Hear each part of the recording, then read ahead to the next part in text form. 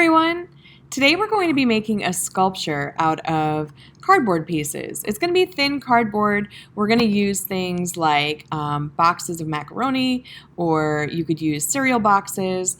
I happen to have some supply boxes that I can use. So it's not super thick cardboard, so you just need something thin like this. You can use anything that you can find so long as it's already empty. So check around your recycling bin and see what you have. Let's get started. So as I mentioned before, I'm going to use some of these supply boxes that I have so I can use this type of cardboard. We need a thinner type of cardboard for this project. Using a thicker type of cardboard is a lot harder. So I'm just going to open this up so I can lay it out the best that I can. And it's okay that it doesn't open fully. I can just find a corner and tear it. And there we go. Okay, so now that I've opened up my piece of cardboard, I'm going to start drawing some shapes. Since this is already a type of rectangle, I'm just going to follow that line with my Sharpie marker.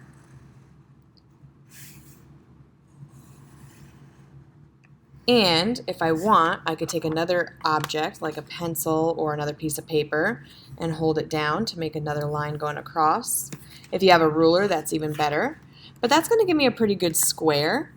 Now I can move it over and I could create a circle. If you don't feel comfortable drawing out a circle on your own, you can always use a stencil.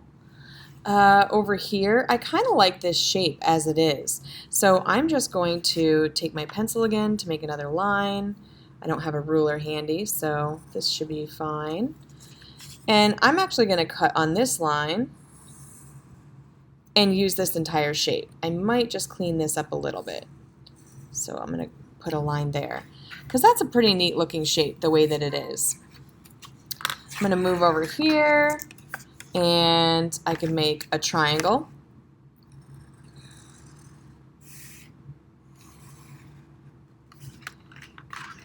Take my pencil and line up the two edges. Just like that. And I have another one of those very interesting shapes over here, so I could just make a line coming down. And yes, it is marking up my pencil, but that's okay. Just make sure that whatever you use, it's not a big deal if it gets marked up.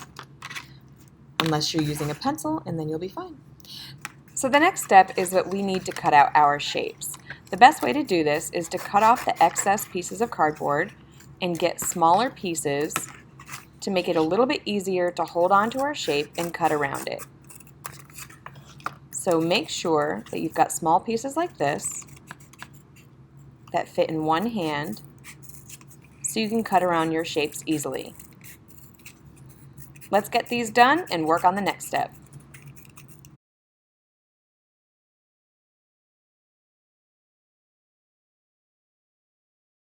So now that we have all our pieces cut out, the next thing we want to do is we want to get some markers and we want to add some patterns. So we're going to pick a shape and start drawing out some patterns. I'm going to take a triangle and I'm going to start drawing some lines. I'm going to color in between the lines because with this type of pattern and the way that we're making this sculpture, we want to make them very bold. So we don't want to make it too intricate because the fact that it's a sculpture, it's already going to be very unique and intricate in its own way. So let me finish making some of these patterns and we'll see how this goes. Now that we have all of our pieces and they've been colored on and we've made some patterns, you can see I did like a square pattern here, line pattern, zigzag, curvy wave pattern. There's lots of different options and lots of colors. What we're going to do is we're going to need a pair of scissors and we're going to start by taking one of our pieces. I'm going to use this one here and I'm going to make a slit. So a slit is only going to go midway through, like that, and I can make another slit over here, like that, And then what we can do is we take another piece and we can slide it in like this. And you can see that it's kind of got a nice little shape to it. And then I could take another piece. Let me find a different color. I'm going to go with green. Another different shape and slide it in.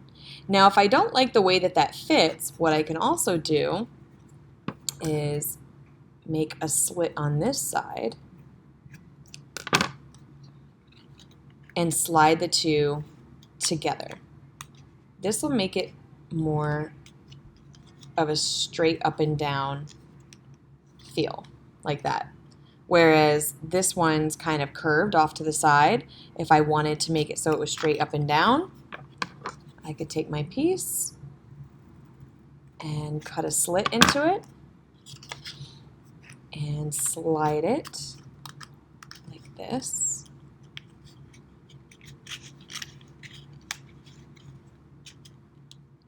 And have it like that. So as you can see, I'm actually making a sculpture because I'm bending and making slits and adding the pieces together. I think I'm going to want to add this to the side. So I'm going to make a slit here and add it like that. And you can see that the patterns kind of show up in all different directions. I actually want a pattern coming this way because you can also tell that this is the side of the box that we didn't color, which it actually kind of looks neat. I like it like this. So it's got patterns on one side and then it has the image of the box on the other. So I'm going to make a slit on this one. And I can continue to add and maneuver where I want these pieces to go. This should be a fun one.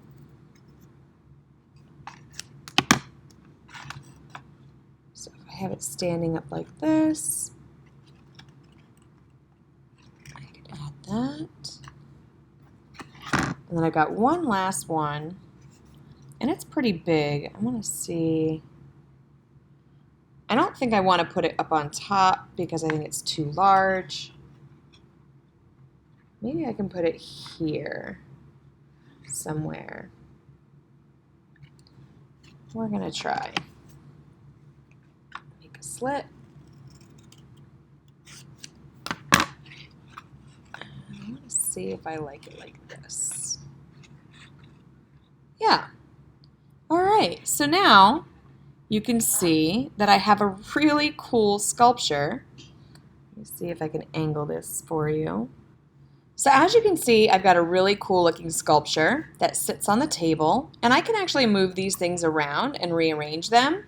But I love that you can actually see different colors and patterns from all sides. Isn't that really cool? So there you go. You guys have made yourself a sculpture out of some cardboard and some markers without any glue or anything. Kind of neat.